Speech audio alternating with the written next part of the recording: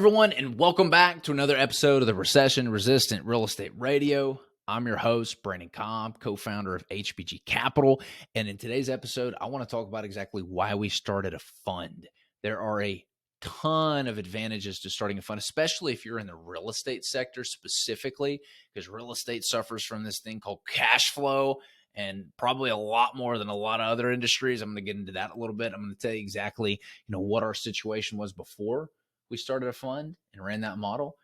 And I'm also going to tell you what our situation was after we started that. But before we jump in, if you get value from these, please leave us a review and share these episodes with your friends and family. All right, jumping into it. So before we started a fund, our business was set up where when we raised money for these projects from investors, we would pay investors monthly. We used our own money to cover overhead expenses. And this really put a huge drag on the business because we had these really high interest payments every single month to the investors. And we had this just overhead, right? Like in real estate, you're usually not getting a quick turnaround unless you're in like the wholesale business, you're flipping something pretty quick. Usually if you're building something or you're flipping a property, or you're developing land, like it takes a long time and a lot of capital to do that particular deal. So as a result, especially in real estate, investors and entrepreneurs run into cash flow problems. They run out of money to run their business before the deal closes and they get that cash injection. And this was one of the main reasons that we started a fund. So we had like this big overhead machine that was working really well. It was very productive, but it was eating and it needed to continuously eat. And so for us, it was like the rich poor roller coaster. So we would close on a deal or a few deals and we'd be really rich. And we'd have, 8, 9 months of operating expenses on hand and profits.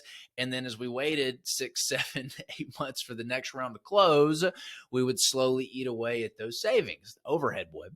And then eventually we get to the point where, we'd close on another deal and we were rich again. And then the whole cycle would repeat itself.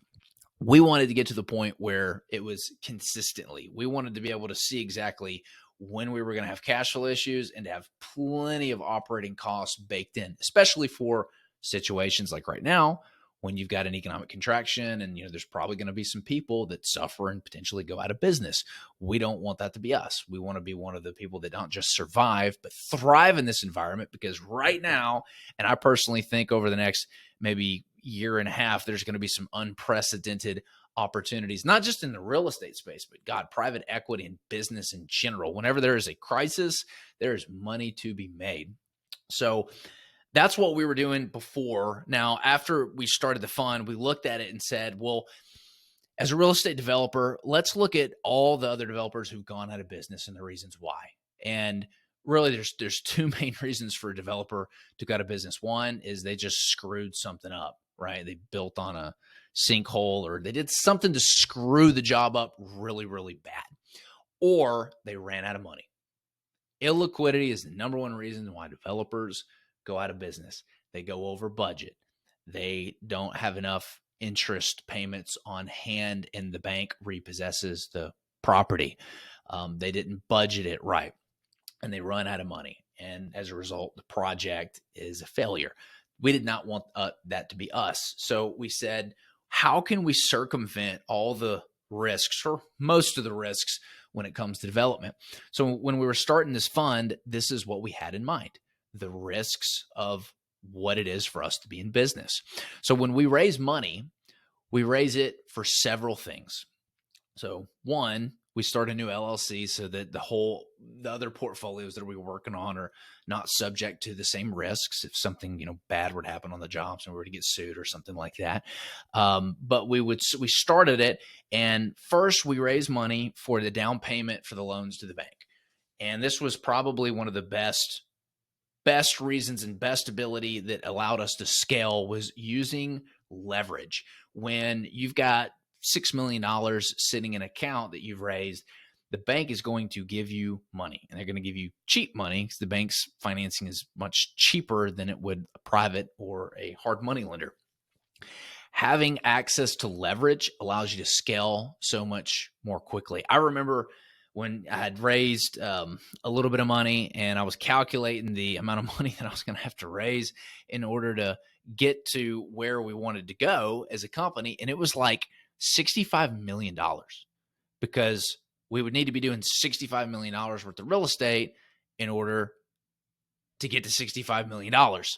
Well, in this case, with my example, when you raise the money and use it as leverage, you really only need to raise about $20 million to get to doing about $65 million of real estate a year. You could actually leverage more than that, but we don't want to overdo the leverage. So by starting the fund, we're able to use the money as leverage, and we're able to grow more quickly. We had access to even more capital using it as leverage. The second reason is we would raise money for an interest escrow account. So we always raise 18 months or more worth of interest payments, subject to increases in the interest rate. So one of the big problems developers run into is they run out of money to pay the banks, their lenders. The lenders repossess the properties. Big problem. We don't want to run into that. So we just make sure we raise those funds. We put it in a separate account, and the bank just continuously pulls from that. The third thing that we raise for is called startup costs. Startup costs are basically a revolving door of liquidity. So when you start a project, if you're building 40 homes and you need money for the foundation and the framing packages for 15 of those homes, where's that money going to come from? Bank's not going to give it to you until you get a draw from them, meaning they want to see it built up and secured to the land. Well, it's not yet. So someone's got to come out of pocket that money. Having the startup cost available to us allows us to buy all the materials to get the project started and any materials that might take a long time to get to the project. You know, we've heard about these nightmares around windows and supply chain issues. We want to circumvent all that and get it up front. Go ahead and order it. It also limits the risk of going over budget because as you take, 9-10 months to build this home and material costs creep up on you, that can be a problem. It can cost you a lot of money. We've got historic volatility in construction material costs right now. Buying all your materials up front mitigates that issue. It's also one of the reasons we started a supply company. And lastly, the final thing that we raise for is operational costs. And we do this in the form of a GC fee. So we charge a GC fee to do the project. We don't want to do this for free. We raise that money, and that basically goes to operational costs. So we have a separate account with operational expenses that we raise, and if we need those, we pull from that account. This allows us to stay liquid. It allows us to keep chugging along, and it prevents cash flow problems.